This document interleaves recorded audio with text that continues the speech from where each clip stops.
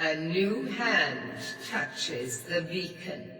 Let's be honest, at this point in time it's been 14 years since Skyrim released and most people play this game like it's a damn roguelike, starting it over and over again just to end up using the same good old stealth plus archery build that one-shots virtually anything the game throws at you due to the absurd damage multipliers. Nevertheless, it's a legendary game that people always end up coming back to, despite having already completed it to death time and time again.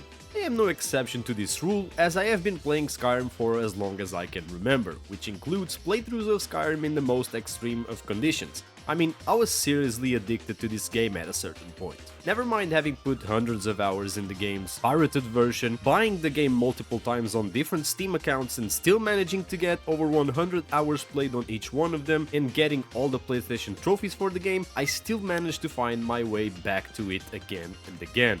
I have literally scoured this section of Tamriel for so many years that you would think that I'm a Skyrim connoisseur, but I'd wager there are people out there that probably have triple or quadruple hours played than me. Also, let's keep in mind that while I'm saying this, I have yet to disclose the fact that I have never played this game with mods outside of Sky UI for quality of life reasons. Now, you might think I'm crazy, and yes, I kind of am, but I just find that I can get so much enjoyment out of vanilla Skyrim that I never really found the necessity to use mods in my playthroughs. Just take all that with a grain of salt, because if you don't know anything about me, I am definitely not an example setter. I'm the guy that got excited to replay the same 20-year-old MMO twice in the span of 5 years from the start for absolutely no reason. All that out of the way, ever since Oblivion Remastered released, I've been really enjoying that game. Nevertheless, like an addict, it made me want to start another Skyrim save. And what better way to approach it than justifying a playthrough for content? I mean, at this point I am as addicted to seeing numbers go up in this platform as much as I am to Skyrim, so why not combine them both?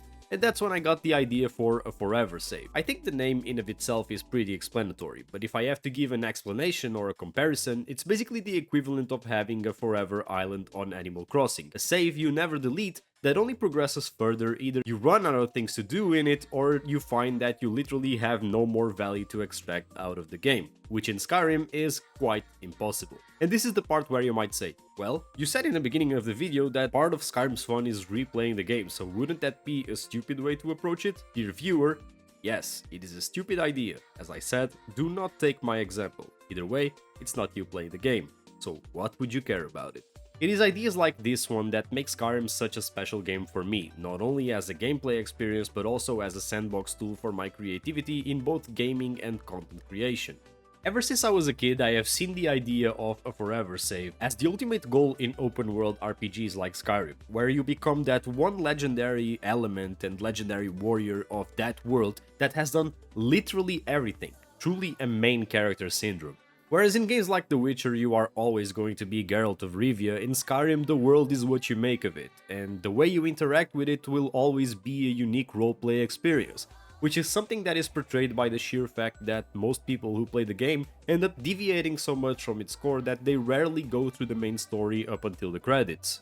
Despite the fact that Skyrim, no matter what class you are, lets you tackle every single piece of content in the game, most players end up tackling different guilds and quest lines depending on the playstyle they choose, because Skyrim is a game that, without even trying, pushes you to try and immerse yourself in its world as much as possible.